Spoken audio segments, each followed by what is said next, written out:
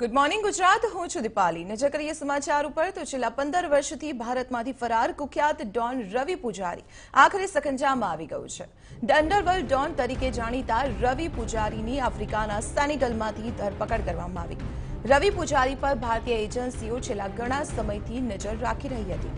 સેનેગલથી પહેલા રવિ પૂજારીનું લોકેશન બુર્કિના ફાસોમાં મળ્યું હતું અને ત્યારબાદ એજન્સીઓએ તેનો પીછો કરવાનું શરૂ કર્યું। રવિ પૂજારી પર ભારતમાં ધમકી આપી, ખંડણી ઉઘરાવી, અપહરણ, હત્યા અને છેતરપિંડીના અસંખ્ય કેસ નોંધાયેલા છે।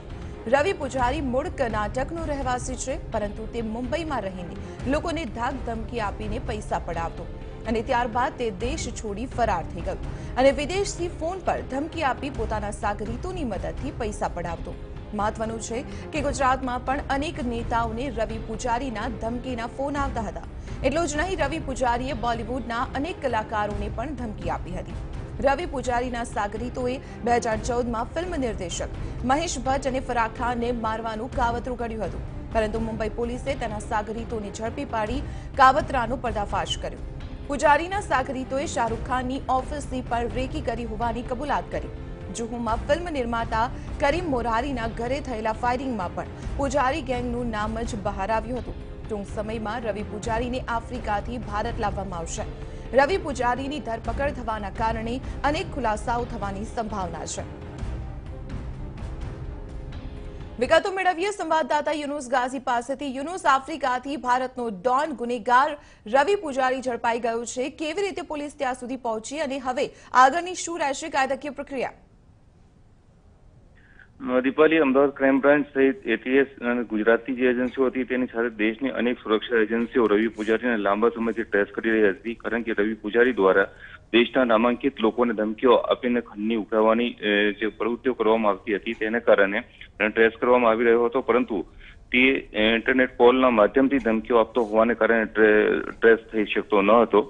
પરંતુ દેશની જે વિવિધ સુરક્ષા એજન્સીઓ છે તેઓએ છેલ્લા કેટલાક સમય દરમિયાન તેના જે કેટલાક સાગરીતો હતા તેઓને ઝડપ્યા હતા અને તેની પૂછપરછ દરમિયાન જે કેટલાક ખુલાસાઓ થયા હતા તેને કારણે તેને ફિઝિકલ સર્વેલન્સ શરૂ કરવામાં આવ્યું હતું અને આખરે તે આફ્રિકામાં હોવાની વિગતોને આધારે જે દેશની સુરક્ષા એજન્સીઓ છે તેઓએ જે અલગ અલગ દેશોની પોલીસને પણ જાણ કરી હતી અને આખરે તે ગઈકાલે ઝડપાઈ ગયો છે અને હવે તેને અહીં આફ્રિકાથી અહીં લાવવા માટેના પ્રયત્નો શરૂ કરવામાં આવ્યા છે।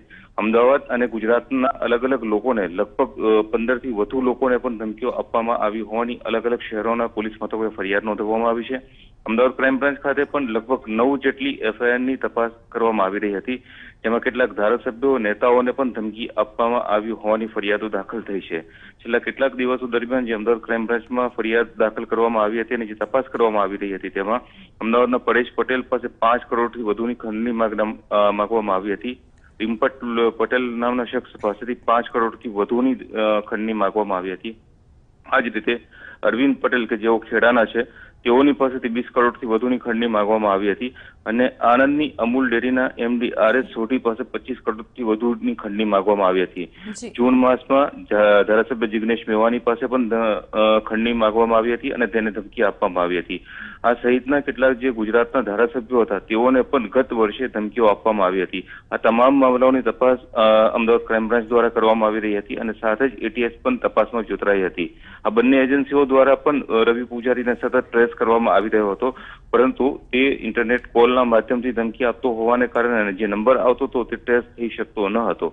આખરે હવે તે આફ્રિકા તેને ઝડપી લેવામાં આવ્યો છે અને હવે કેન્દ્રીય ગૃહ મંત્રાલય તથા જે અન્ય સંબંધિત વિભાગો છે તેઓ દ્વારા ત્યાંથી જે આફ્રિકાની અંદરથી વિવિધ એજન્સીઓનો સંપર્ક કરીને હવે તેને અહીં લાવવાનો પ્રયત્નો કરવામાં આવશે। દીપાલી જી યુનુસ, આભાર માહિતી આપવા બદલ। તો આપણે જાણીએ છેલ્લા 15 વર્ષથી ભારતનો ગુનેગાર ફરાર હતો, જે આખરે સકંજામાં આવી ગયું છે।